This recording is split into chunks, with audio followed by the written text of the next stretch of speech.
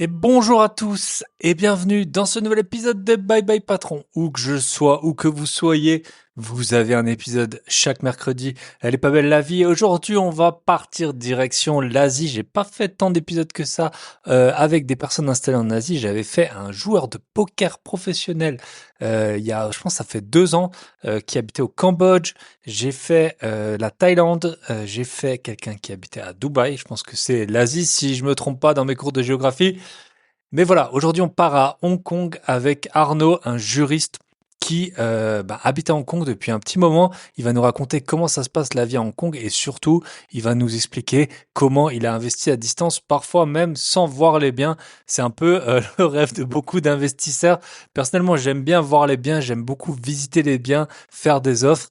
Après, c'est plutôt tout ce qui est travaux, ce qui est pas trop ni ma spécialité, ni ma tasse de thé. Moi, j'aime bien aller dans des nouveaux endroits et voir parfois des lieux que je connais très bien sous d'autres angles. Par exemple, si on va dans des tours qui sont élevées, surplombées comme ça la vue, une rue dans laquelle on est passé peut-être des centaines de fois dans sa vie, et puis là, la voir avec un tout nouveau regard ou rentrer un peu à l'intérieur. Moi, je suis de la génération où on a joué à GTA, c'était le rêve de tout le monde. Dans GTA 3, je pense que c'était le premier en 3D, de rentrer dans toutes les maisons. Enfin voilà, quand on était ado, c'était un peu notre rêve, les jeux open world où on pouvait rentrer dans les bâtiments. Et donc là, maintenant, quand je fais des visites, je vous l'ai dit, il y a peu de temps, j'ai fait plus de 20 visites en un week-end. J'ai encore des offres qui sont en cours. Au moment où j'enregistre, peut-être qu'elles seront bouclées d'une manière ou d'une autre au moment où l'épisode sera diffusé. Donc on va parler avec Arnaud de la vie à Hong Kong, de son métier de juriste, comment il est arrivé là, comment il assure les travaux à distance, comment il a trouvé des biens à distance à 10 000 kilomètres. En plus, il y a tout ce qui est le décalage horaire. Et voilà, comment on investit en vivant à l'étranger, quelles sont les conditions également pour le financement. Donc ça, c'est l'introduction pour l'épisode. Sinon, j'ai pas beaucoup de choses. En général, je sais que je vous fais un peu des longues tirades. Ce que je peux vous raconter rapidement sur mes investissements immobiliers, j'avais 2 appartements que je possède avec mon cher acolyte Michel qui se libéraient. Comme d'habitude, vu que je suis pas sur place, j'avais essayé de déléguer la recherche de locataires à mon gestionnaire, qui je trouve est plutôt un bon gestionnaire, mais je sais très bien qu'il n'est pas très bon pour nous trouver des locataires. Et là, ça a été le cas. Donc, normalement, j'ai trouvé pour les 2, j'ai réussi à faire en une semaine, je pense 10 fois mieux que, ce qu'il avait réussi à faire en 3 mois en tant que professionnel. Voilà, il délègue en fait une partie de cette recherche, de locataires, et ça se passe toujours mal. Et en fait, je sais pas si j'ai la poisse, mais moi j'ai, recherché des biens, des locataires dans plusieurs villes, même dans plusieurs pays, et Michel également. Michel, il avait un bon exemple, c'était à Strasbourg, qui est quand même une ville très tendue pour un appartement, je crois que c'était un T1. Et en fait, l'agence lui trouvait pas. Elle voulait qu'il divise presque par 2 le loyer. Et puis en fait, on s'en est occupé nous. Lui, il était déjà parti au Canada, je crois. Et ça avait été comme sur des roulettes. Donc voilà, on peut déléguer des choses. Moi, je délègue par exemple les travaux et c'est bien mieux fait que si je le faisais moi. Mais par contre, la gestion locative, je la délègue en partie, ça dépend des villes. Mais par contre, la recherche de locataires, j'ai essayé. De temps en temps, ça passe quand je sais que pendant longtemps, je vais pas passer dans la zone dans laquelle j'ai les appartements. Mais 9 fois sur 10, je suis obligé de rédiger l'annonce. Vous voyez mes annonces par rapport aux autres annonces. C'est le jour et la nuit. Je me suis beaucoup entraîné là-dessus, formé, j'ai itéré, et maintenant j'ai l'impression de voir vraiment d'avoir la bonne formule pour trouver des locataires, et surtout quand je compare avec la concurrence, ce qu'ils peuvent faire. C'est assez incroyable la différence. Donc voilà, j'avais eu plus de 50 messages sur un bien pour lequel en 3 mois ils avaient trouvé 2 personnes intéressées. Et puis là, je pense qu'aujourd'hui c'est bon, on a su que des locataires intéressés, ils avaient la Visale. Et pour moi, quand vous avez la Visale, vous êtes les bienvenus. Et deuxième point qui est assez drôle pour l'autre appartement, en fait, c'était un appartement que jadis on exploitait en location courte durée. Ensuite, il y avait quand même pas mal de petits problèmes de gestion. Enfin, vu qu'on était à distance, ça se passait pas super bien. L'appartement est assez grand.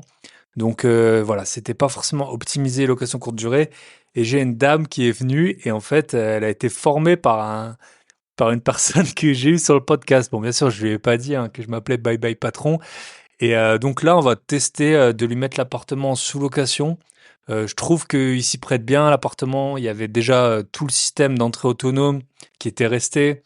il y avait en fait, pourquoi j'ai préféré ça? Parce qu'en fait, il y avait des meubles qui étaient presque en trop. Par exemple, il y avait trop de lits pour la taille de l'appartement. Donc, les gens qui le voulaient en longue durée, souvent, ils voulaient qu'on se débarrasse d'un des lits. Bah, moi, ça m'embête un peu vu que d'un côté, on l'a payé, de l'autre, c'est quand même du travail de se débarrasser d'un lit.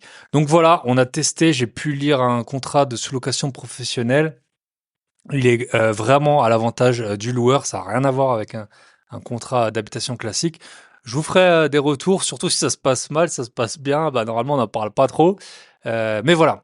Et dernier petit point avant d'attaquer, merci, franchement, vous m'avez défoncé ma plateforme là par rapport à la bourse, ma formation sur la bourse de la théorie au gros biais, ça a été de la folie là, la semaine écoulée. Il y a eu vraiment beaucoup de personnes qui m'ont fait confiance, beaucoup de personnes qui ont souscrit. J'ai eu plein de bons retours. Donc voilà, merci à vous. Vous êtes, je pense que c'est vraiment une bonne décision que vous avez prise pour vous. Je vous rappelle, si vous souscrivez, dedans, je vous donne mes liens de parrainage. Ça vous fait des économies à la fois sur les frais de transaction, même si je prends des plateformes qui en ont très peu, il y en a toujours un petit peu. Et également, vous avez mon code de parrainage qui, sous certaines conditions, peut vous ramener 100 euros en cash. Donc voilà, n'hésitez pas si vous avez des petits. J'ai entendu qu'il y avait des problèmes, des personnes où ça avait pas forcément. Enfin, ils avaient eu des petits couacs par rapport à la plateforme. Donc, je les ai contactés, la plateforme que j'utilise. C'est un gros site, hein, c'est un truc qui est connu de tout le monde, qui a plus ou moins pignon sur rue, parce qu'on le sait très bien qu'en fait, pour la bourse, il faut pas passer par les banques physiques. Mais donc, n'hésitez pas, hein, si vous avez souscrit et que vous avez un petit problème au niveau du code parrainage, contactez-moi, et puis moi, j'en référerai au courtier. Je vous souhaite donc, on se retrouve de l'autre côté avec Arnaud. Je vous souhaite une très bonne écoute, direction Hong Kong. C'est pas souvent hein, qu'on a des retours de personnes qui habitent là-bas. Pourtant, c'est quand même une grande ville, une grande place financière. Je suppose que c'est un endroit plutôt agréable pour habiter et c'est pas exclu que j'y mette les pieds un de ces jours. Je vous souhaite une très bonne écoute et on se retrouve de l'autre côté avec Arnaud.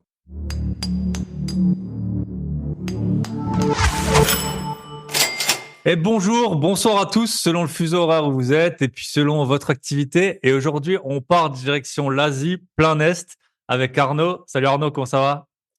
Salut, ça va très bien et toi? Ça va, on n'aura jamais, je pense que c'est l'épisode que j'ai eu le plus décalé, redécalé. Souvent, les torts sont partagés, hein, ça on peut pas dire. Mais là, je suis trop content d'enregistrer. Donc toi, Arnaud, tu habites à Hong Kong. Tu as pu investir aussi en France en habitant à Hong Kong. Donc ça va être les deux sujets dont on va parler aujourd'hui. Et si tu es un auditeur assidu du podcast, tu sais, la première question que je pose, c'est est-ce que tu as eu un job un peu ingrat, une expérience insolite dans ton métier? Euh, qui t'a fait dire peut-être que voilà, quand tu étais plus jeune, que ta vie serait peut-être bah, soit sur un autre pays, soit dans un autre secteur, ou soit un autre grade hiérarchique. Je te laisse attaquer. Alors, oui, alors moi, ce qui peut être intéressant comme anecdote, oui, c'est vrai qu'il pose souvent cette question.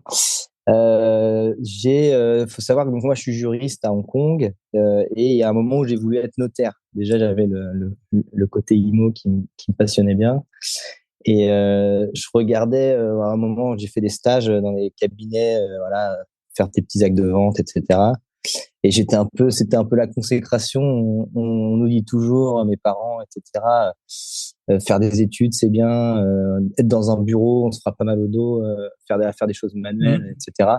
Et j'avais vu sur un toit, une toiture qui était en train d'être refaite par des couvreurs. C'était en plein été, ils avaient l'air d'avoir chaud. Et je m'étais dit, ah là là, j'ai de la chance d'être là dans le bureau, à bien assis.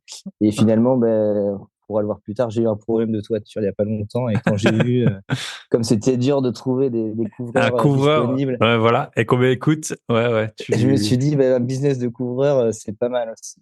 ouais, ouais, ouais, c'est comme quoi, c'est l'offre et la demande, hein. C'est souvent comme ça, hein. C'est l'offre et la demande. Tout le monde n'est pas prêt à monter sur un toit, donc, Exactement. effectivement, un couvreur, c'est. Puis, on en voit des gens qui achètent des immeubles à 100 ou 200 000 euros et puis il faut refaire la couverture, ça double presque le prix d'achat. Et Écoute, ça, je te laisse peut-être te présenter. Aujourd'hui, on va parler à une bonne partie quand même de l'épisode de Hong Kong. Comment t'es arrivé là? Donc, t'es juriste. Combien de temps ça fait que t'es à Hong Kong? Pourquoi t'es arrivé là? Puis ensuite, on va voir un peu la vie à Hong Kong, les bons côtés, les mauvais côtés. Et puis, et ok. puis voilà, quoi. Donc, non, ça fait 8 ans que je suis à Hong Kong. J'ai étudié, donc j'ai fait des études à Singapour. Quand j'ai changé un peu de voie, justement, je me suis rendu compte que notaire, ça m'aiderait pas à voyager. J'avais envie de voyager et ça, c'est vrai que c'est un job qui se pratique qu'en France. Donc, j'ai changé un peu de direction et j'ai trouvé une première expérience après cette année à Singapour, un VIE, à qui ça parle, à Hong Kong, du coup, dans une banque française. Je suis resté 2 ans là-bas. Après, j'ai eu une autre expérience dans une banque américaine. Et puis là, je suis retourné à nouveau dans une banque française. Donc voilà, juriste dans les marchés financiers, spécialisé donc dans les produits structurés, pour ceux à qui ça parle. Ok, ça nous parle, ça nous parle. Ça ne Et parle. et petite question, et là c'était donc tu as étudié à Singapour et tu as toujours travaillé à Hong Kong ou tu as travaillé à Singapour et à Hong Kong? Toujours à Hong Kong là. Ouais, Ok, juste tu as étudié juste étudié. à Singapour. Tu peux nous raconter rapidement peut-être la vie d'étudiant à Singapour parce que moi j'ai été 2 fois à Singapour. Euh, les billets partent vite là-bas, hein. Et du coup comment Ouais. tu te loges et tout parce que je pense que c'est l'État qui gère un peu les logements, enfin de ce que j'avais pu comprendre. Enfin il y a une grosse partie en tout cas des habitants, si je dis pas de bêtises, qui sont logés de cette Ah oui, manière. il y a des Comment ça se passe? HDB, ce qu'ils appellent des Ouais, HDB, donc c'est les HLM un peu, mais je pense, beaucoup plus qualitatif. Et donc, ouais, c'est des loyers qui sont assez modérés, mais c'est pour donc les résidents singapouriens. Moi, à l'époque, j'étais en colocation. Et c'est vrai que ok. c'est une ville assez chère. Même les soirées, les sorties, les restaurants, Ah c'est ouais. quelque chose d'assez cher. Ouais. Et après, on peut voyager facilement, ça c'est bien. Aller en Thaïlande, en Indonésie, Hmm. les billets d'avion sont pas très chers. Ouais, puis t'es Donc, bien dès que placé, je hein, pouvais. Ouais, c'est très bien placé, géographiquement. Ouais. exactement. C'est ça, la vie à Singapour. C'est impressionnant. Si vous avez jamais été, c'est vrai qu'on n'en entend pas tant parler que ça. Et puis le jour où tu te pointes à Singapour, tu vois, bah, la ville, elle est super moderne. T'as le bâtiment, le Marina Bay Sand, là, on dit que c'est un des bâtiments les plus Ouais, chers du monde. Et puis moi, j'étais sorti, ouais, j'avais l'impression vraiment d'être il y avait des Mac, en plus, les voitures, je crois, elles sont hyper taxées, mais il y avait des McLaren avec des coverings comme ça en argent et tout. Enfin, je me suis vraiment senti pauvre dans les clubs là-bas, quoi. Donc, très intéressant. Et donc, tu es à Hong Kong, tu es arrivé, donc tu avais envie de bouger, si j'ai bien compris. C'est la banque qui t'a proposé Hong Kong, c'est toi qui as postulé. Comment ça s'est j'ai passé? postulé. J'ai Ok, postulé, donc j'ai repéré sur LinkedIn des candidats qui avaient le métier que je voulais et j'ai réussi à refaire un peu les mêmes expériences, les mêmes stages pour arriver au même endroit en ok. fait finalement. Ah, Tout intéressant, ouais. simple. Tu as façonné en fait ton CV sur base des gens qui avaient le poste que tu occupais. C'est un Voilà, peu ça. exactement. Ok, trop intéressant. Exactement. Et ensuite, du coup, c'est la grosse question quand tu es en dehors d'Europe, c'est les visas. Comment ça se passe? C'est ton employeur qui fait les démarches, c'est toi qui fais les démarches, c'est dur, c'est facile d'obtenir un visa quand on est français? Alors qu'on est dans une grande entreprise en général, oui, c'est la boîte qui s'en charge. C'est assez bien fait. Après, on n'est pas les candidats privilégiés, hein. Même moi, je parle pas chinois à Hong Kong. Je dois découvrir, enfin, je dois apporter d'autres choses. Alors moi, je suis Hmm. assez bon en informatique pour un juriste. Je suis un peu codé et j'automatise des contrats, du coup, ce qui plaît. Donc, je suis obligé de faire un peu la différence sur autre chose que le Ok, chinois. Et puis, donc oui, souvent, j'ai eu les boîtes font les visas pour nous. Mais voilà, faut être pris d'abord, quoi. ok, Après, en arrivant en indépendant, je crois qu'il y a un visa d'1 an, peut-être pour commencer, un peu comme en Australie. Ils ont un Working Holiday Visa ok, qui peut être. Alors, il y a des conditions d'âge, je pense que ça doit être 25 ans, quelque chose comme ça. Et ok, là, on trouve facilement des jobs, je pense, avec ça. Ouais. ça marche. Et donc, c'est cantonais qui parle là-bas, c'est ça? Exactement, ouais. Ouais, Cantonais, ok. ouais.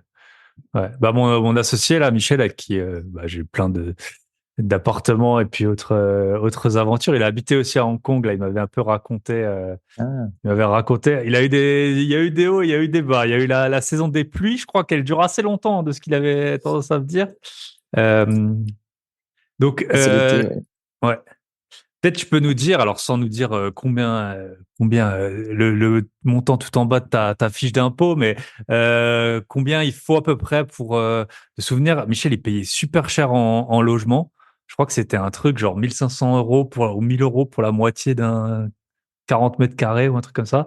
Euh, Combien il Ça faut, m'étonne pas. ouais, quel salaire à peu près moyen qu'on peut espérer si, allez, admettons, on a 27 ans ou 28 ans qu'on arrive, et puis combien un peu le coût de la vie là-bas, quoi. Alors oui, alors les loyers, c'est assez élevé. Donc c'est vrai que ouais, moi je suis arrivé, je payais peut-être 1 500 €, c'est ça, par mois pour un T2, voilà, un studio un peu de la taille d'un T2. Pas dans le meilleur quartier, mais ça allait.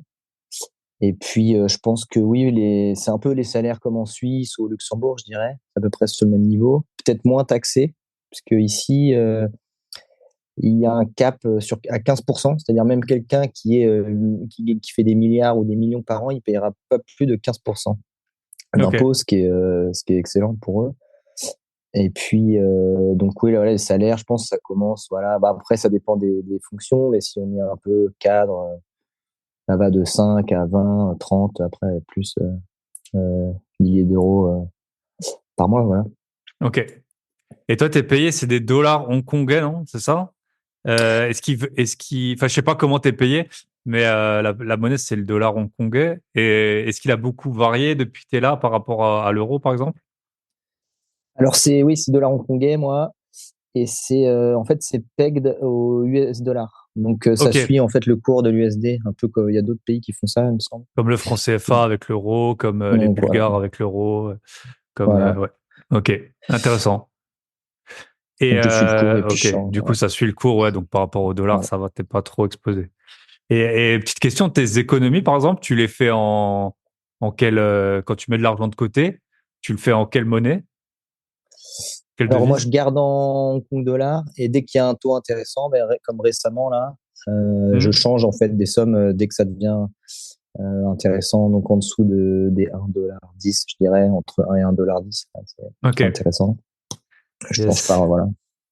Ah, parce que tu as toujours cette histoire du change, là. J'avais une histoire d'un ami qui avait hérité, en gros, et puis en fait, il y avait un oncle qui était aux États-Unis, d'un bien en France, et c'était la grosse embrouille pour savoir quand vendre, parce que l'immobilier, il montait, mais la valeur du dollar par rapport à l'euro, elle s'appréciait, et du coup, c'était pas les mêmes, entre ceux qui allaient recevoir à la fin des euros ou des dollars, c'était pas les mêmes, Ah ouais.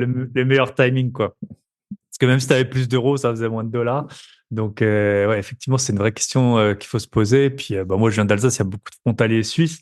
Il y en a, ils ont vu leur paye bien augmenter, même si après, justement, les employeurs, ils se sont un peu mis, enfin, je crois qu'ils ont mis des clauses, enfin, en gros, que c'était indexé sur les euros, des choses comme ça, parce que au bout d'un moment, ils voyaient bien que leur salaire, les salaires des frontaliers, il avait pris en pouvoir d'achat pour eux peut-être 25%. Ok, intéressant. Le rythme de travail, tu peux nous dire, est-ce que, enfin, en tout cas, vu de loin, on a l'impression qu'on travaille beaucoup. Est-ce que, en moyenne, les gens, ils travaillent beaucoup, ils travaillent pas beaucoup? Est-ce que c'est Euh, flexible? Est-ce qu'il y a des week-ends? alors, il y a beaucoup de jours fériés, mais pas beaucoup de vacances. Ok. Donc, moi, j'ai commencé, enfin, en VIE, j'étais plutôt bien loti avec 30 jours, mais ça, c'était sous un peu le régime français. Après, j'ai commencé à 15 jours, donc c'est pas énorme. Ça fait 3 semaines par Ouais. an. Surtout quand t'es expat, quoi. C'est ça un peu le truc aussi, ouais. Voilà. Bon, j'étais jeune, c'est le Ouais. moment où faut y aller, hein. Et puis les horaires, par contre, ça reste correct. Ils sont pas trop tard le soir, c'est pas à rallonge comme en France. On veut être bien vu, peut-être. Il y a un peu ce côté-là, j'ai l'impression, quand je reviens parfois au bureau à Paris. Là, il n'y a pas ça. À 6h30, il fait nuit assez tôt. Donc à 6h, 6h30, tout le monde est chez soi. Après, bon, il y a des soirs où on doit rester plus tard, mais c'est assez bien respecté là-dessus. Ok. Mais peu de vacances, oui. Ça, Et t'as c'est les week-ends de 2 jours? week-end de 2 jours, samedi, Ok. dimanche. Ok. Et maintenant, oui, j'ai un peu plus de vacances, plutôt 5 semaines Avec, maintenant, plus avec proche de, l'ancienneté. ouais. Ok. Voilà. Ouais. Et alors, qu'est-ce que je peux te raconter d'autre? Les fréquentations, peut-être t'es arrivé, tu connaissais personne. Il y a d'autres Français où tu as sympathisé avec d'autres gens du boulot, ou comment tu rencontres des gens quand... Souvent, les enfants, c'est le critère que j'ai entendu qui aide à, à rencontrer des gens.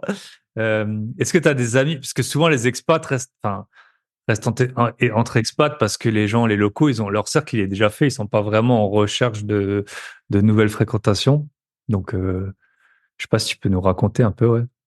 C'est vrai que donc il y a beaucoup de Français, même d'étrangers. Donc c'est vrai qu'on se retrouve facilement entre expatriés, parce qu'on a les mêmes centres d'intérêt en général. Même les Français, Mm. on parle pas très bien anglais, donc quand il y a un C'est, étranger, un non-français dans la salle, on va tous parler français, alors que c'est vrai qu'on ouais. se retrouve parfois même avec des Allemands et on est le seul français, ils vont tous parler anglais. C'est vrai qu'on n'est Mm. pas des exemples là-dessus. Mais on a quelques collègues, j'ai quelques collègues ouais, qui sont sympas. Enfin, on rencontre facilement du monde. Hein. C'est vraiment une ville ouais, assez Ok. internationale. Je crois qu'on est 20 000 Français, donc ça reste. Ah, ça fait pas mal, ouais. Et il y a combien d'habitants? 8 millions? 5 millions? Je sais pas. Je crois 7 ans, j'avais 7 8 ouais, en tête. Ok. Ouais, c'est ça. Ok. Et là, maintenant, donc, ton visa, il est renouvelé, par ton employeur. T'as pas de Alors problème maintenant, de... je suis résident permanent après 7 ans. Donc, Ok. on a un visa, si on est à 7 ans, pendant 7 ans à Hong Kong en continu, on peut prétendre au statut donc de résident permanent. Et ça donne quelques avantages. Après, ça dépend. C'est pas intéressant forcément pour tout le monde, mais notamment, on peut participer. Ils ont ce qu'on a un plan pour acheter de l'immobilier résidentiel, pour acheter sa résidence principale. Ils ont des prêts garantis un peu jusqu'à 10 millions de Hong Kong dollars. Je crois. Mais l'immobilier est très cher, donc c'est pas Hmm. quelque chose que je souhaite faire encore. Mais Ok. j'essaie de regarder s'il n'y a pas des petites affaires quand même. Ok. On sait jamais. Parce que là, t'es locataire, là, pour l'instant. Je suis locataire, ouais, Ouais. c'était pas ma Et, priorité, ouais, j'étais déjà ah, bah, je comprends, hein. on verra Puis en après, plus, mais il y a pas du tout de rentabilité. Quand les prix sont tellement élevés, il y a pas du tout de rentabilité c'est ça. locative, hein. Et là, Ah ouais. là, ça descend un peu les prix. Ouais. Ça a perdu 10-20% là avec le Covid, etc. Il y a eu des protestations récemment. Mais ouais, j'ai regardé les rentabilités. Je crois que c'est du 2-3%. Ah, bah, Après, c'est souvent comme ça, c'est hein, dans les villes chères. fiscalement, il y a pas trop de taxes, donc Ouais. ça doit être sur un peu le même régime que l'impôt sur le revenu. Donc c'est pas Hmm.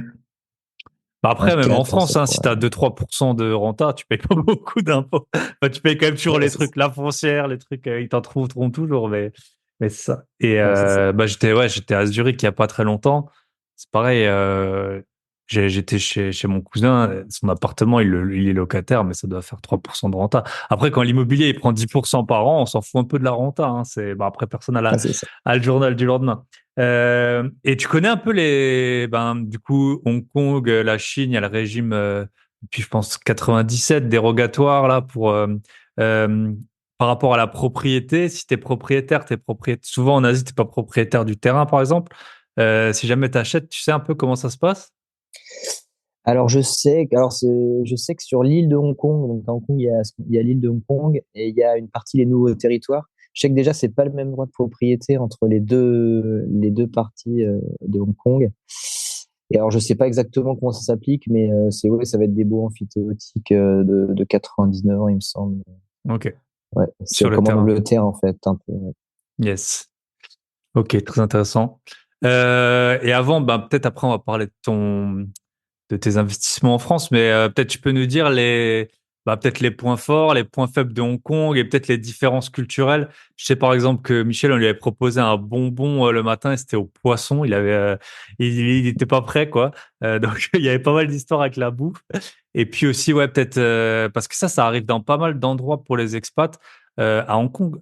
À quel point les gens ils parlent anglais, mais je sais pas du tout. Mais après, je sais que souvent quand il y a une langue locale c'est plus ou moins important de la parler. Par exemple, mon cousin, il est allemand, il parle allemand, mais en Suisse, il parle suisse-allemand, c'est pas la même langue et ça crée quand même si par exemple, comme tu disais, t'es dans une soirée, il y a que des Français, sauf un qui parle pas français, souvent à parler français.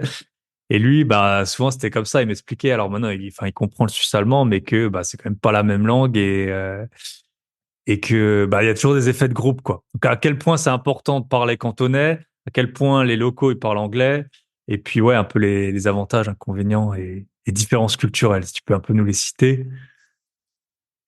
Yes, alors pour le cantonais, alors moi je suis pas le modèle là-dessus, mais en général quand même les gens parlent plutôt bien anglais. Ça arrive qu'on a des vieux chauffeurs de taxi ou si on va un peu plus voilà en dehors de la ville, d'avoir des gens qui sont pas encore bilingues anglais, mais en général ils parlent plutôt mieux anglais que nous. Donc cantonais c'est pas un point bloquant. Après pour les ouais, socialement ça ouvre peut-être pas les portes pour ceux qui voudraient voilà être avoir plus d'amis locaux. Mais j'ai pas eu trop de problèmes avec ça. Après, pour les bons côtés, c'est vraiment bah, la sécurité, ça va faire rire peut-être, mais c'est vrai que ouais, on n'a jamais aucun problème. On peut voilà je peux laisser mon téléphone portable ou mon portefeuille sur une table dans un bar en terrasse, et il y aura pas de problème. Voilà, tout est bien organisé, le métro, il est jamais en retard. Je suis allé à Paris cet été, j'ai eu des blocages, enfin des retards où il fallait que je sorte pour reprendre un bus pour réussir à aller où je voulais. Là, ça marche tout le temps. Enfin, tout l'administratif, ça fonctionne très bien quand on doit voilà, renouveler le visa ou refaire une carte d'identité, pour même les plaques d'immatriculation pour les scooters, etc., les licences. Tout est très bien fait. Du coup, ça évite pas mal de frustration en fait qu'on peut avoir, peut-être que je pouvais avoir en tout cas à Paris au quotidien, Mhm. dans les transports, etc. Là, les taxis sont très peu chers. Ça, c'est vrai que c'est assez pratique aussi. On fait la majorité des trajets pour 5 euros. Donc, plutôt que d'avoir une voiture, payer l'assurance, l'essence, etc., c'est vite vu en fait. Et donc ouais, il y a beaucoup d'avantages. La nourriture, c'est sympa. Faut aimer peut-être épicé parfois, manger épicé, mais c'est quelque chose que j'aime bien. Et non, ouais, vraiment une belle ville. Le climat est sympa. Il y a l'été, comme tu le disais, qui est un peu chaud et humide. Mais pour le reste, donc c'est le moment où il faut partir en vacances en général. Et Et puis c'est pour quand le reste, il l'été? y a de la nature. Enfin c'est Comme chez nous comme quoi. vous, ouais, Ok, juillet, août. Il y a des ok, typhons aussi un peu en fin d'été. Et ouais, voilà, non, une super ville. ok. Et négatif? Le bruit, la densité, je sais pas les. Peut-être alors manque de vacances, euh, logement cher, ça c'est sûr, et peut-être la pollution parfois. Bon, honnêtement, je ressens pas trop, mais je vois pas trop la différence par rapport à peut-être à Paris. Mais, Ok, ouais, pollution. Ouais. ok. Et est-ce que, alors sans parler de ta vie privée, mais tu connais des couples franco-hongkongais et comment ça se passe? Est-ce que t'as... Ouais, j'ai quelques amis, ça se passe bien en général. Bah, souvent, ils parlent anglais entre eux. Ok, Et puis, voilà, après, ceux qui ont des enfants, bah, les enfants parlent plusieurs langues, c'est assez sympa. Mais ouais, non, pas de problème, hein. On s'entend plutôt ok, bien, on a des personnalités qui fonctionnent bien ensemble. ok. Et, euh, et tu peux nous dire peut-être, donc il y a moins d'impôts, si j'ai bien compris, enfin en tout cas c'est plafonné à 15% sur le revenu. Est-ce qu'il y a des choses, souvent moins d'impôts dit qu'on paye plus de choses? Est-ce que, par exemple, la santé, l'école, les choses comme ça, tu as l'impression que c'est plus cher, qu'il faut payer? Après, la plupart des Oui, gens, ils alors seraient prêts à payer, hein, vu le retour sur investissement des impôts français. Mais c'est un peu ça, ouais. Donc pour la santé, souvent les entreprises nous fournissent une assurance. Ça couvre pas toujours tout, mais bon, enfin si on est plutôt jeune et en bonne santé, on s'y retrouve. Après, le logement, donc très cher, l'école aussi chère, donc c'est vrai que c'est mieux d'être en couple ou célibataire sans enfant. Après, si on veut envoyer son enfant dans une école locale, nous, on n'a pas pris cette voie-là, puisque c'est un peu mieux pour le coup de parler cantonais, là, pour voilà, les conseils de classe, j'imagine, de comprendre un peu ce que fait son enfant. Pour le reste, ouais, c'est les écoles, c'est assez cher, ça doit être c'est dans les 10 000 dollars, dans les 1 000 euros, 1 200 euros par mois. Donc c'est vrai que ça fait vite, ça monte vite. Mais ouais, un enfant, ça ira. 2 enfants, Quatre après, enfants, ça commence à faire beaucoup. ouais, ça commence à faire beaucoup, là. Ok. Non, bah top. Bah écoute, très. Merci pour le retour, en tout cas sur Hong Kong. Et puis, nul doute que j'irai un jour. Euh, du coup, on va passer sur l'autre côté, l'investissement quand on est expatrié et surtout expatrié loin. Euh, Bah, il y a deux choses. Il y a l'aspect physique et pratique de l'immobilier, à savoir visiter et puis gérer les chantiers. Donc, quand on est expatrié en Angleterre, en Suisse, en Belgique ou au Luxembourg, ça peut se passer. Puis après, il y a quand on habite en Asie. Et puis ensuite, il y a tout l'aspect financement qui est important.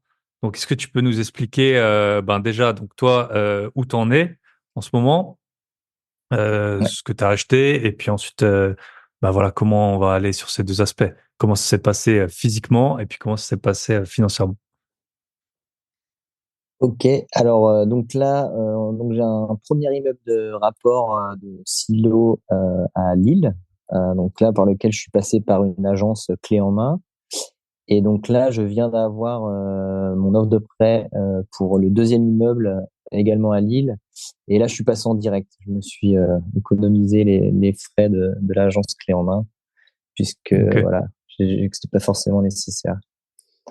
Et est-ce que, parce que le clé en main, souvent, en tout cas, moi, ce que j'ai pu voir, c'est que je trouve que leurs frais sont assez faibles, en tout cas sur le papier, dans le sens où souvent c'est à peu près, enfin moi j'avais vu, c'était même pas 10%, ce que je trouve, entre guillemets, si c'est un peu comme en banque, tu vois. Si avant MiFID, je sais pas si ça te parle, tu vois, les trucs, en gros, c'est si tu si tu payes que ça, bon, moi en tout cas sur le papier, j'ai l'impression que ça va, mais il y a tout ce qui peut être caché. Le premier point caché que je pourrais voir, c'est surpayer l'immeuble, tout simplement. Alors même si ça va pas dans leur poche, tu peux surpayer l'immeuble parce que bah quand c'est comme l'État français, quand c'est pas ton argent, quand c'est pour et ben il est pas super bien dépensé, quoi. Donc, il y a ça. Après, je sais pas, est-ce qu'il se paye avec les artisans ou quoi? Tu peux nous dire un peu, ouais, qu'est-ce que t'en as pensé, on va pas donner de nom, mais voilà, de cet aspect, recherche, est-ce que tu trouves qu'ils ont trouvé? Parce qu'en plus, maintenant,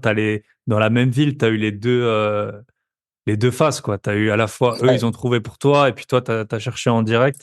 Donc, est-ce que tu as l'impression, voilà, que tu as payé juste les frais, ou alors il y a eu d'autres coûts cachés? Alors les frais, c'est vrai que moi j'ai trouvé enfin relativement élevé, mais correct. Donc moi, ce faut savoir, je me suis inscrit dans toutes les agences clés en main d'abord, et Ok. comme ça, j'ai pu regarder plein d'offres, voir ce qui se faisait en fait. Et à un moment, j'ai eu quelque chose d'intéressant où ce qui est important, et ça, je le conseille à tout le monde, c'est la renta, donc c'est bien, la calculer pour être à l'équilibre, selon ce qu'on veut, au minimum à l'équilibre, mais aussi ouais, regarder le prix du mètre carré pour la revente, en fait, Voilà, le c'est prix ça. total du projet par rapport au mètre carré. Moi, j'avais mon tableau Excel.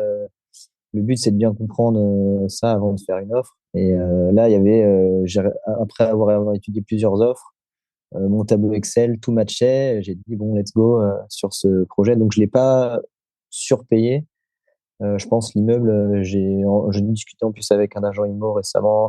On était dans les clous, à 10-20 Ok. 000 euros près, sur un projet, donc à 600 000 à peu près. Et les frais, c'était Euh, combien? C'était 40 000. Donc, Ok. Donc, 8% à peu c'était, près. voilà, c'est ça. Ouais. Donc, je me suis dit, si tout est géré, il n'y a pas de problème. Au final, j'ai eu quand même quelques, quelques problèmes, entre guillemets, à gérer moi-même. Donc, c'était à refaire. Je le fais moi-même directement. Ok. Bah, c'est ce que tu fais d'ailleurs. Ok. Après, c'est toujours pareil. C'est ça. Toi, enfin, à 600 000, les 8%, c'est pas la même chose qu'à 300, tu vois. Enfin, en tout cas, parce qu'au final, rechercher, c'est le même boulot. Si tu cherches un immeuble de silo ou de 4 lots, donc, Ouais, c'est vrai. donc, si tu payes 20 000 sur 300, ça me choque pas. C'est vrai que là, tu montes quand même 40 000, ça fait déjà un bon petit ticket. Et, et ensuite, donc, l'immeuble, il était en bon état, il y avait des travaux, comment ça se passait? Donc donc il y avait des travaux, un petit peu de travaux, donc c'était rassurant d'être accompagné par quelqu'un puisque j'étais pas sur place évidemment à l'époque. Ça me rassure. Donc quand je dis je, c'est avec ma femme, je précise, parce qu'on est deux. Je prends un peu plus le lead en ce moment. Mais...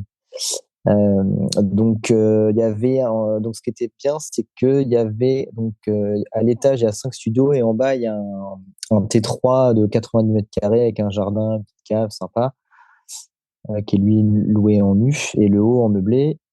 Et donc c'était le propriétaire. Je sais pas exactement ce qui s'était passé, mais il y avait peut-être un divorce ou quelque chose derrière. Et ils voulaient s'en débarrasser. Et ils avaient juste pas refait un des 5 studios qui était à l'étage. Ok. Donc moi, c'était assez simple. J'avais les parties communes et un studio à refaire. Pour un premier projet, c'était correct. Tout à fait gérable. Ouais. J'avais des loyers qui rentrent directement. Donc Et c'était déjà c'était loué, les autres voilà. appartements, ils étaient déjà loués. Voilà. Ok. Donc j'avais une petite surprise quand même. Donc c'est vrai que donc l'agence ils arrondissent un peu les angles souvent pour vendre le projet. Donc j'avais une personne qui était censé partir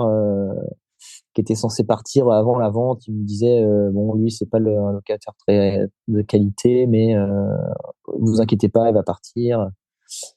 Voilà. Donc et juste avant de signer, donc c'était la promesse. Quand même ils me disent un peu la vérité. Bon, il est en procédure d'expulsion, mais il va partir.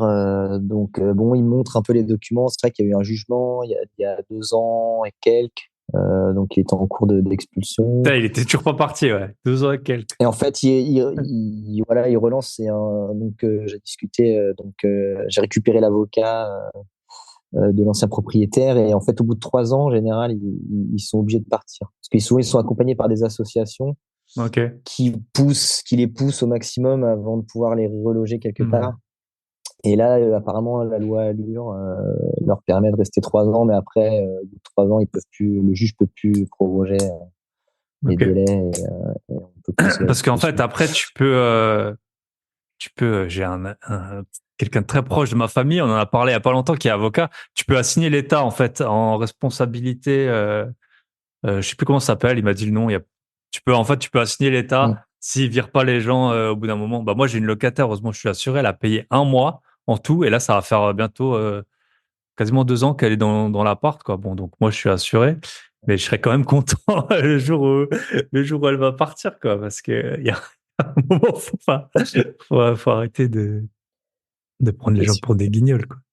Donc euh, donc Là, ça j'avais marche bien en tout cas. la CAF qui me payait le loyer, donc il restait peut-être 6 mois après l'acquisition. Donc ouais, j'avais la CAF qui me versait en fait ses allocations directement. Donc c'était pas bon, à part le fait qu'il fumait un peu dans les parties communes, etc. C'était Mm. pas sympa pour les autres locataires. Ok. C'est un problème que je pouvais en fait, comme je suis juriste, qui me faisait moins peur que le reste peut-être bien. Donc j'ai dit bon allez, on avait été trop avancé dans le projet, juste un peu déçu de la prendre au dernier moment Mm. voilà, pour une agence clairement, etc. Voilà, on a procédé. Donc c'était voilà ce projet donc 580 à l'origine. J'ai eu quelques petites surprises, mais j'avais prévu en fait voilà, une petite marge pour que ça monte à 600 en cas de problème. Et puis pour à peu près 40, enfin ça fait 3 700 € voilà de loyer par mois, donc ça fait 44 000 € par an à peu près. Ce qui faisait en fait j'étais parti sur du à peu près 8% et j'ai Mm. fini à 7 à peu près, c'est ça, un peu plus de 7. Et on a mis Ok. pas mal d'apports en tant qu'expatrié, voilà. Donc je suis passé par ma banque dans la banque dans laquelle je travaille. J'ai pas eu d'avantage particulier. Mais mis à part peut-être le fait qu'ils me faisaient confiance parce qu'ils avaient accès peut-être à tous mes documents. Et on a mis donc oui 20% d'apport, je pense à peu près. Ok. Ce qui est beaucoup quand même, mais bon faut avancer quoi à l'époque. 20% Ouais. avec le notaire ou sans le notaire? En gros, on a mis 150 000 € pour Pour le voilà tout. 400, voilà c'est ça. Ok. Après, voilà, en plus, c'est pas de l'argent perdu non plus, mais c'est sûr que quand on empruntait à 1 ou 2%, là, ça valait le coup. Même maintenant que les taux ont augmenté, c'est pas si idiot de mettre un peu d'apport. Ok, mais 20%, ok. Très intéressant. Et du coup, tu as un gestionnaire, je suppose, qui fait les entrées-sorties, qui fait comment ça se passe? Ouais. Donc c'est un gestionnaire voilà en ligne, pas le plus connu, mais j'ai repris en fait celui de l'ancien propriétaire. Ok. Il m'a dit qu'il était assez satisfait. J'ai pas eu particulièrement de problème avec eux. Enfin, Et ça m'arrange. Ils sont en ligne, donc c'est pratique pour moi. Tout est un peu digitalisé. il fait Et les puis visites, c'est tout. ils font les visites, donc ils me facturent. Alors ils ont changé un peu leurs tarifs récemment, mais ils me facturent pas trop cher. Maintenant c'est à peu près un demi-mois de loyer pour voilà les relocations. C'était 225 ou 250 au début, je crois. Ils avaient Ok. fait un prix fixe. Mais j'ai pu négocier un peu parce que quand on arrive avec Silo, ça leur fait toujours Intéressant. plaisir, je pense. Ouais, c'est bien d'aller mettre en Ok. concurrence. J'avais mis en concurrence. Et puis ils prennent, voilà, c'est pas trop cher Ok. pour la Bah, tu peux gestion dire qui aussi. c'est si tu veux, comme ça on aura l'info pour ceux qui cherchent un Imo gestionnaire. Direct, ça s'appelle. Imo Imo Direct. direct. Ok. Intéressant. Et tac, tac, tac. Donc, ok, ça c'est fait. T'as dit que t'as dû faire des choses quand même toi-même. C'était quoi? C'est quoi ce dont t'as dû t'occuper? Donc, on a vu l'histoire du locataire. Donc, il a fini par partir, celui en avis d'expulsion. Donc celui-là, ouais, il a fini par partir. J'étais quand même en contact avec les huissiers qui sont venus toquer à la porte. Et puis en fait, au dernier moment, il est parti de lui-même. Ok. Donc là, il a fallu que je remette quand même un coup de rafraîchissement dans l'appartement. Parce qu'il fumait beaucoup, donc les murs étaient jaunes. Enfin voilà, c'était pas très bien entretenu. Et donc c'est là que on m'a mis en contact avec un super artisan. Donc ça, c'était moi qui devais le gérer. Et Ok. puis c'est l'artisan d'ailleurs qui m'a trouvé le deuxième immeuble. Parce que Ok. j'ai eu un bon relationnel avec lui, ouais. Et j'ai envoyé visiter des immeubles par la suite. Et puis un jour, il m'a dit, j'ai un client qui vend. Il est gentil comme vous. Est-ce que ça vous dit? J'ai dit pourquoi pas. Ouais. Voilà. C'est ça, hein, c'est comme ça qu'on se fait le réseau. C'est au début, il faut bien commencer. T'as dit, t'as mis de l'apport, t'as mis 20%. Peut-être qu'il y en a qui s'en sortent mieux que d'autres, mais une fois que t'es lancé, t'as les contacts, bah, soit via les artisans, soit via les agents, soit via ton gestionnaire. Moi, c'est comme ça que j'ai connu l'artisan qui m'a fait le plus de travaux, c'était via mon gestionnaire. Donc, les gestionnaires, on les paye, mais s'ils te donnent un bon artisan qui te fait payer 5 000 € de moins un chantier, ben, t'as déjà remboursé les frais du gestionnaire pendant quelques temps, quoi. Exactement, ouais. Ok. C'est vrai que c'est le ticket d'entrée. Et du coup, deuxième immeuble, donc il te l'a proposé. Juste, j'avais une question. C'était Lille. T'es originaire de là-bas. Tu connaissais. T'avais déjà été. Comment tu t'es renseigné Alors, sur la ville? donc ma femme a étudié un peu là-bas. Moi, j'étais à Nantes, mais j'avais des amis qui étaient en école de commerce à Lille et c'est vrai que je m'étais un peu intégré dans un groupe là-bas, donc j'allais souvent en week-end pour faire la fête avec eux. Et c'est une ville que j'aimais bien. Et en fait, je voulais quelque chose, quand je commençais à rechercher, je voulais quand même quelque chose un peu patrimonial. J'avais entendu, je sais plus qui, dans un podcast, qui disait, qui avait beaucoup d'IMO et qui disait qu'est-ce que vous feriez différemment. Et, il disait peut-être d'avoir Mhm. des biens un peu plus patrimoniaux. Donc je me suis dit, pourquoi je voulais une grosse ville et je me suis dit, où est-ce qu'il y a une grosse ville? Quelle est une grosse ville qui pourrait me permettre d'avoir l'équilibre en Mhm. termes de rentabilité? Nantes, c'est du 4,5. Enfin, ce que je trouvais, c'était pas terrible. Donc, j'ai regardé Lille. Pour moi, je vois pas pourquoi la rentabilité à Lille. Enfin, je trouve les deux villes aussi sympas. Il y a même peut-être plus d'étudiants à Lille. Après, bon, ça se discute, mais ouais. Donc, je trouvais que c'était un bon spot pour investir. Yes. Ok. Donc voilà. Et Donc ouais, sur les problèmes du coup pour le premier immeuble, c'est vrai que quand on signe le premier, après on se dit mais qu'est-ce que j'ai fait un peu, il y a un petit moment de vide. Et voilà, 3 semaines après, enfin 3 semaines, 3 mois environ après l'achat, il y a eu une énorme tempête dans le nord. Et voilà, j'ai un des locataires qui m'appelle, j'ai une fuite dans mon appartement. Donc là, je me là, dis, ah bah, on retombe sur les couvreurs là. voilà, exactement. Donc là, j'ai dû chercher un couvreur. Ils m'ont fait poireauter parce que quand il y a une tempête dans le nord, tout le monde est Bah, impacté. Donc tout le les monde couvreurs cherche un sont, couvreur. voilà, Ouais, voilà. tout le monde cherche un couvreur. Donc ils me faisaient poireauter un peu. J'ai dû en faire venir un autre. Enfin, j'ai finalement réussi à retomber sur mes pattes. Depuis Et l'Asie, ouais, depuis Hong Kong, du coup. t'as fait ça. Voilà, depuis Hong Kong, ouais, bah faut finalement si j'étais en France, à Nantes ou à Paris ou ailleurs, ce serait pareil parce que je peux pas réparer moi-même en fait, c'est ce que je Et me dis. tu peux pas monter sur le toit. Monter sur le Yes. toit, donc c'est en fait ça change pas grand-chose. Donc Et, voilà, ouais, à peu près. ok. Et t'as pu réparer la problématique. Voilà, ils sont venus, ils ont refait le chien assis. C'était des tuiles en fait qui s'étaient envolées, Ok. l'antenne, des choses comme ça. Ils ont réétanchéisé. J'en ai profité pour refaire voilà, un petit supplément pour être tranquille pendant plusieurs années. Voilà. Ok. Et tu peux dire combien ça t'a coûté, ces travaux? C'était à peu près 8 000 euros. Voilà. Donc Ok. c'est vrai qu'il faut garder toujours un petit Ah, faut toujours poche de garder de l'argent. sécurité. Ouais.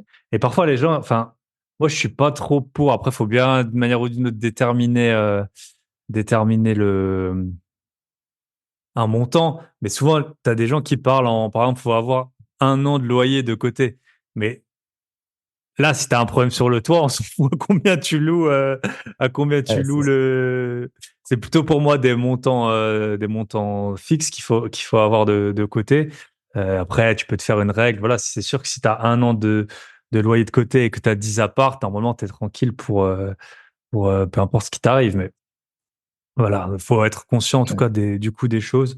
Et puis c'est pour ça aussi pouvoir tout emprunter, c'est bien, mais faut quand même avoir de l'argent de côté.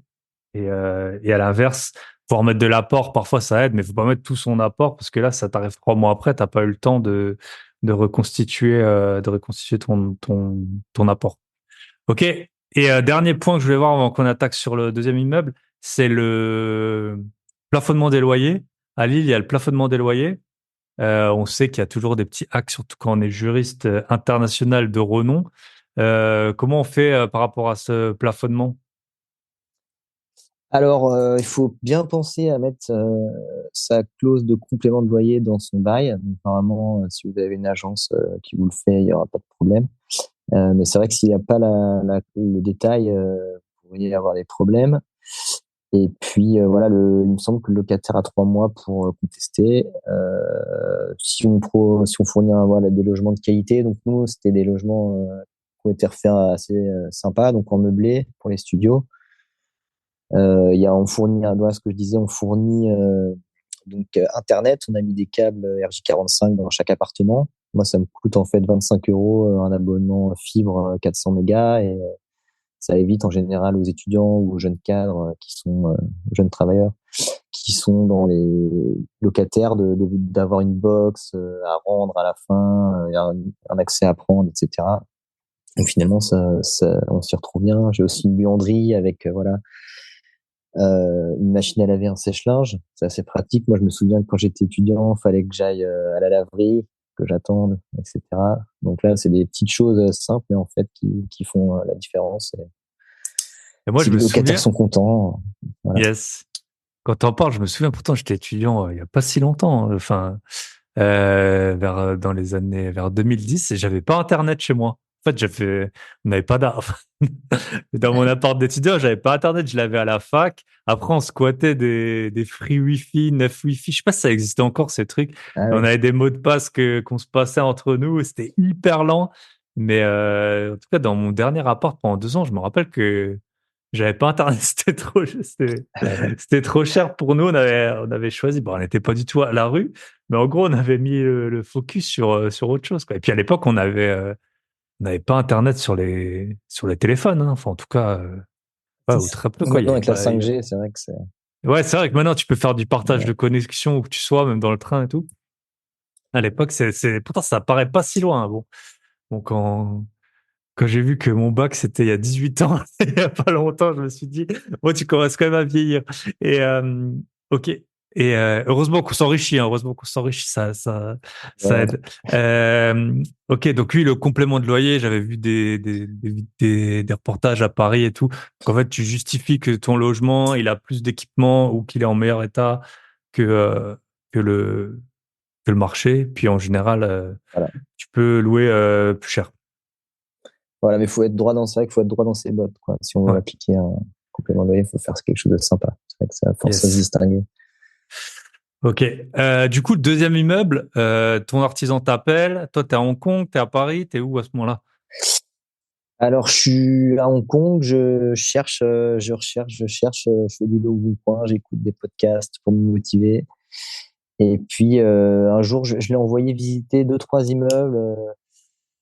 Il me disait, là, celui-là est bien agencé, mais dedans, il y a, enfin, voilà, il y a un peu des cassos. Il m'a dit ça comme ça. Si l'artisan dit qu'il y a des Enfin, cassos, faut pas y aller, ouais, faut ouais, dire. voilà. Il me dit des cassos, donc voilà, faut falloir le propriétaire dit qu'il va pouvoir les mettre dehors, mais bon. Enfin, donc il y avait toujours un peu quelque chose qui allait pas. Et puis un jour, il m'appelle, voilà, un de ses clients pour qui faisait des travaux, qui avait cet immeuble-là. Et donc on a étudié un peu voilà, le financement, donc ça a mis pas mal de temps, puisque c'était donc on a eu donc l'info peut-être un peu avant l'été 2023, voilà. On a commencé, donc c'était un immeuble, donc là c'est 8 lots, donc on réunit deux appartements quand même. Il y en a deux qui sont petits Ok, euh, pour faire un plus grand T2. Donc on sera à 7 lots. Donc là, ça va être un projet à 130 000 plutôt, qui va ok, rapporter à peu près les mêmes loyers, donc plutôt sur 3 800. Donc il y a 160 000 euros de travaux quand même là.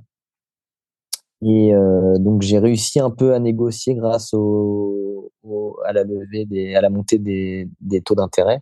Parce que c'est vrai que mhm, j'avais commencé mes calculs en fait début 2023 sur mon ancien tableau Excel et on s'était mis à peu près d'accord sur un prix. Et à un moment, quand j'ai vu que les taux montaient, voilà, à 4,5%, j'ai dit au propriétaire, bah non, en fait, faut que je descende parce que, enfin, j'ai été honnête, en fait, c'est un monsieur très bien, je pense. Et je lui ai dit, voilà, moi, faut que je rentre dans mes chiffres. Et, donc, il faudrait encore redescendre. Donc, j'ai réussi à négocier 25 000 euros encore grâce à ça, à peu c'est près. l'avantage quand tu es sur des immeubles à plus de 500 000 euros, il n'y a pas non plus, enfin ça dépend des villes forcément. Par exemple à Hong Kong, il y aurait des gens, mais il y a beaucoup moins de monde. Donc c'est vrai que mine de rien, tu as quand même un peu de pouvoir. Le vendeur, il n'est pas, surtout quand tu mixes à la fois 160 000 euros de travaux plus un projet total à plus de 500 000, bah tu peux, Ouais. souvent voilà, tu peux renégocier, tu peux. C'est intéressant. Je pense que c'est, voilà, il a 65 ans, c'est quelqu'un qui a de l'argent, qui veut, voilà, Voilà. qui est pas, à 10 000 euros près, je pense. Il veut Yes. juste que ça se passe bien. Yes. En fait, il faut toujours voir, c'est comme les voitures. Tu as des gens, ils vendent leur voiture eux-mêmes. Tu as des gens, ils emmènent leur voiture au garage et puis on leur dit ça vaut tant et puis tu prends tant. Donc, faut pas se dire que le vendeur d'immobilier, comme l'acheteur, il est omniscient et que voilà, il va savoir tirer la théorie, enfin, C'est vrai. le prix d'équilibre parfait du marché. Ok. Et juste un petit point, c'était ton artisan, tu as dit que tu l'as fait visiter. Tu le payais pour ça? T'avais quoi comme arrangement? Je pense que c'est quelque chose qui peut être très intéressant, même pour les gens qui habitent pas dans la ville où ils investissent. Alors, non, justement, bah, alors je le faisais travailler un petit peu, du coup, sur le premier immeuble, donc pour Mhm. l'appartement, là, qu'on a dû rafraîchir. Et il m'a aussi réglé un problème dans le T3 du bas, en fait, il y avait un problème de chaudière. Donc, j'ai fait marcher la prime rénov, pour mettre une pompe à chaleur. Euh, c'était, c'était ouais, 12 000 euros à peu près et j'ai récupéré 5 000. Ok. Et puis lui voilà, il m'a fait un peu d'isolation dans l'appartement du bas. Et donc en fait, il voyait que j'étais sérieux, que je payais bien. Voilà, faut toujours être carré. Je crois que tu le dis souvent ça. Mhm. Et donc voilà, je l'envoyais, il savait que peut-être ça paierait un jour. Donc bah, je suis content du coup de ouais, de le faire travailler sur ce projet. Bah Ça va être top. une belle aventure. Et tu l'as vu l'immeuble entre-temps? Alors moi, je l'ai pas vu, j'ai tout par photo. J'ai été voir aucun de mes immeubles. Ok. Donc à Lille, il y a une tension locative. En fait, ça marche vraiment bien pour ça. Les locataires sont pas. J'ai eu un changement de locataire et on a retrouvé en 2 jours le temps de Mhm. voilà des disponibilités. Mais ouais, ça marche très bien. J'ai mes parents qui sont passés voir quand même vite fait le deuxième Il existe. quand qu'il existe. Voilà, c'est ça. Mais enfin, ils sont même pas rentrés dedans, hein. Ils ont Mhm. regardé la façade. Et puis, non, bah après, c'est, voilà, la Ok. confiance, ouais. Et et t'as signé depuis Hong Kong? les actes Euh, notariés? oui, oui, bon, le premier, ouais, c'était pendant le Covid, il me semble, ouais. Donc, ouais, tout, on fait une procuration au notaire qui signe pour nous. Je crois que c'est comme ça que ça fonctionne. Ok. Au notaire français. T'as pas besoin de Au passer notaire par un français. notaire. Enfin, ça se trouve, il n'y a même Non, pas de notaire à Hong Kong. Ok. non, il y a pour le mariage, peut-être, ils demandent ça c'est dans le financement, ils demandent parfois une legal opinion, pour attester que notre mariage est valable à Hong Kong au cas où il y a des problèmes, je pense. Je sais pas Ok. exactement. Ok. Et Voilà. du coup, le deuxième, pareil, l'apport, combien t'as dû mettre? Alors là, on a mis 105. On va mettre, donc là, c'est la vente est en cours, hein. Hmm. On met 105 et puis on a donc un différé là d'un an. Ok. Enfin, c'est pas un différé, ils appellent ça autrement. Ouais, c'est Une un. Enfin, anticipation ou quelque chose comme ça. Et donc 105 et voilà le reste financé. Ouais. Donc ok. ça, Donc on va c'est faire pareil, pareil t'es à une peu près à buanderie, même principe. 20% du total, y compris le notaire. Dans les 105, il y a les frais de notaire? Dans les 105, en fait, je vais payer les frais de notaire, c'est ça, Ok. et ouais, une partie de l'immeuble en fait. Ouais. Ok. Ouais. Ouais, donc ça va, en fait, ça fait 13% enfin, 7-8% de notaire et puis le reste en apport sur le projet en tant que tel, quoi. Si tu enlèves encore des frais d'agent immobilier, en fait, pour la banque, il reste plus tant de garantie que ça. Enfin, quand tu regardes, Ouais. surtout pour commencer à saisir tes salaires à Hong Kong. Et tu as l'impression que si tu habitais, parce que là, c'est ta banque Hong Kong, enfin, Paris à Hong Kong, tu as l'impression que si tu avais un autre métier, tu arriverais à emprunter, à ton avis, si tu avais un autre métier à Hong Kong? Je pense que oui, si on a un CDI, si on est entrepreneur, c'est différent, je pense, mais il y a d'autres Hmm. solutions, je pense. Mais ouais, le fait d'avoir un CDI enfin, dans une entreprise assez connue, Hmm. je pense que c'est rassurant quand même pour les banques, mais je pense que, Ok. Est-ce ouais, que je ta pense que femme, c'est elle pas un travaille problème. aussi dans la banque ou elle travaille chez un autre employeur? Non, elle est non, dans le luxe, elle, mais une Ok. boîte Et donc, française. ces revenus, ils sont aussi pris en compte par la banque quand vous empruntez. Ça Ouais, pose on pas fait tous les de. deux tout à 50-50. Ouais. Ok.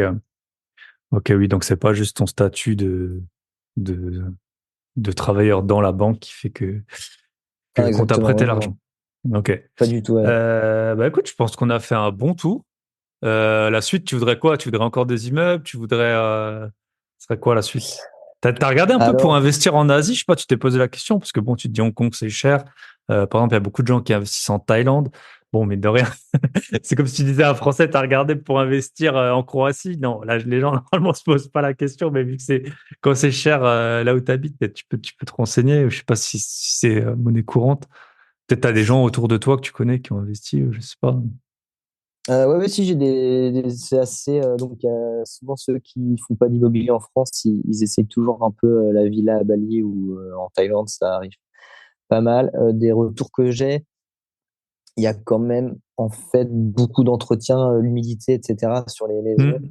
Hmm. Bali, enfin à Bali ou en Indonésie, ça demande de l'entretien et c'est pas toujours les constructeurs ont pas toujours conscience de ça, donc ça peut engendrer des coûts supplémentaires. Après, il faut faire attention, le droit de propriété, etc. Mais ça, Hmm. c'est ouais. Je pense que si on y va souvent, ça peut être sympa. Après, ouais, c'est chacun qui fait Hmm. les avantages, les inconvénients. Mais ouais, ça peut. Après, c'est vrai que c'est sympa dans les soirées de dire qu'on a une maison, une villa en À Thaïlande, Bali. etc. Voilà.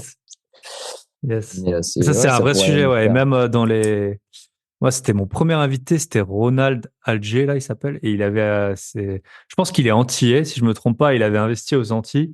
Et il disait que son appart, il avait acheté neuf. Il se dégradait beaucoup, beaucoup plus vite Ouais. qu'un appartement en France. Et puis, j'ai pas encore diffusé avec un investisseur en Floride. Et il disait pareil que les maisons là-bas à 30 ans, c'est déjà une vieille maison, quoi. Une maison de 30 ans, alors que nous, on a des bâtiments haussmanniens et tout ça.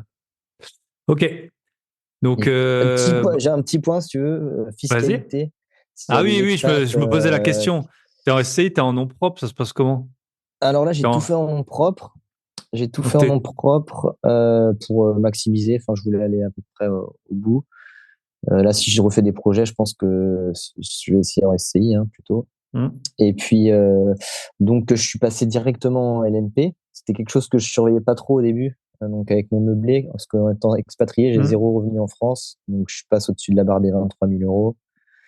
Parce Donc, qu'en je suis fait, pour passé LNP. petit rappel historique, avant, il y avait trois conditions. C'était 23 000 euros, que tes revenus meublés, ils dépassent la moitié enfin, qui dépassent tes autres revenus, en gros. Et puis que tu t'inscrives au RCS. Puis un jour, il y a un prof qui a dit ah, mais moi, j'ai pas le droit d'être commerçant, donc de m'inscrire au RCS et je voudrais bien être LMP, un gars sur 100 qui avait envie d'être LMP.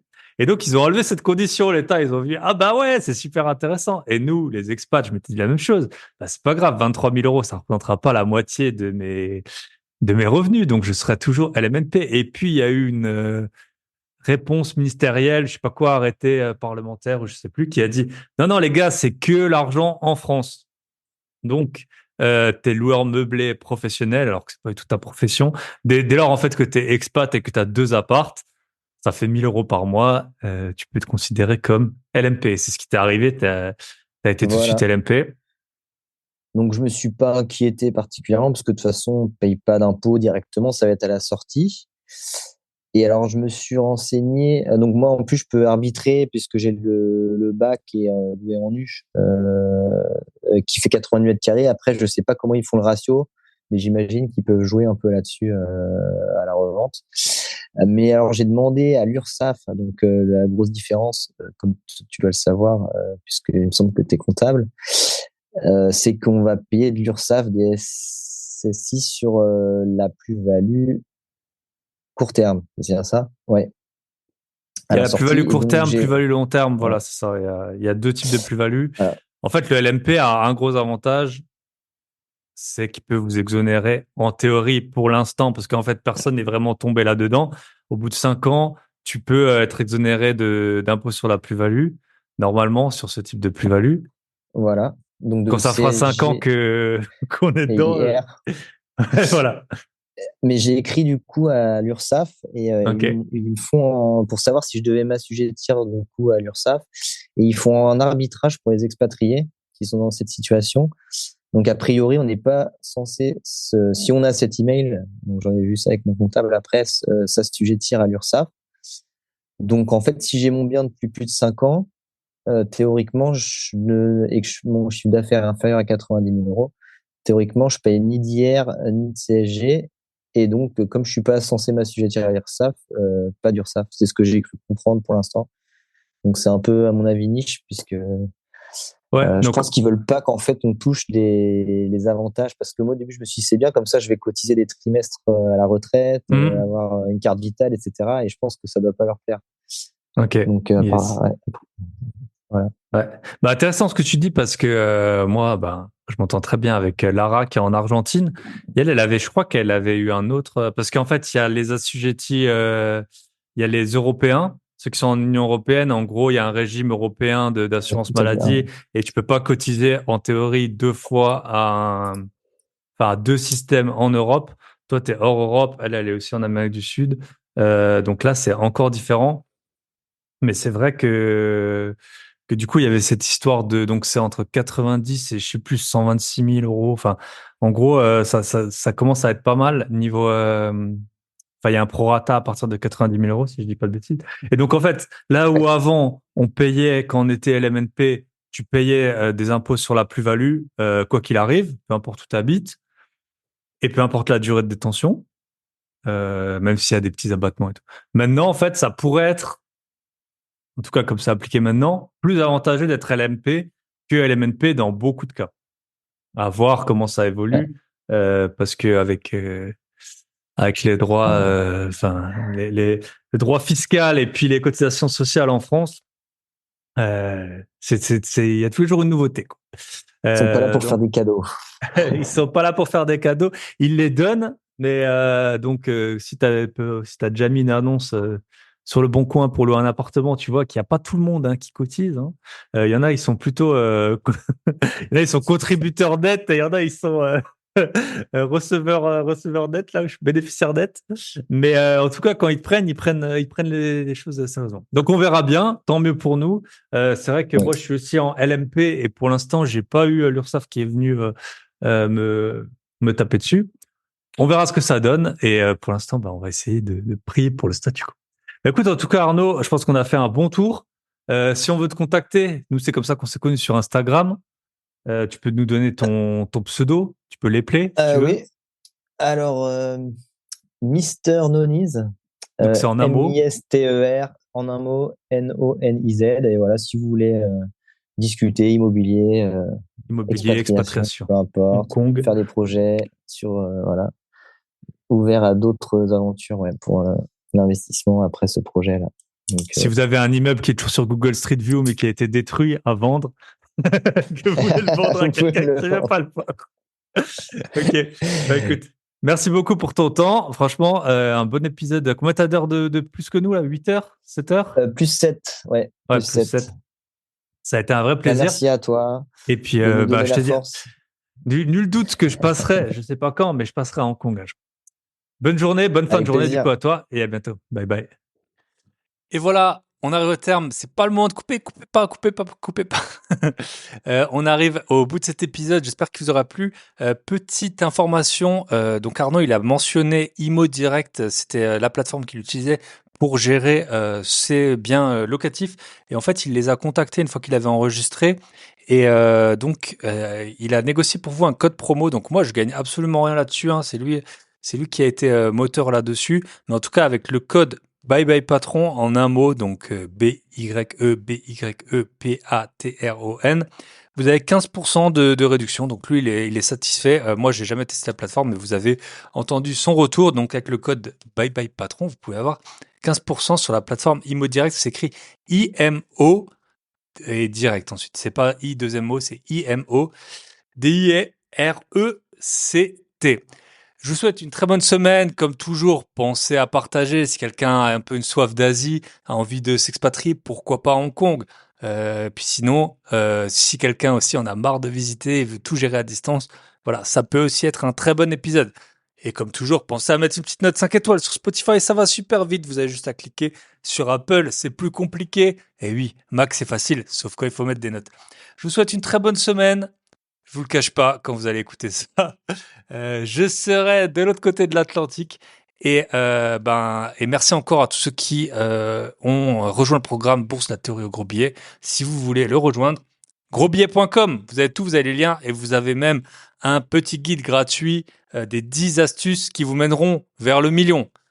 On se retrouve la semaine prochaine avec bien sûr un invité d'exception et un de ces jours je referai un épisode tout seul notamment quand mes offres éventuelles auront débouché. Je vous souhaite une très bonne semaine. À très bientôt. Bye bye. Prenez soin de vous, de vos proches et de vos gros billets.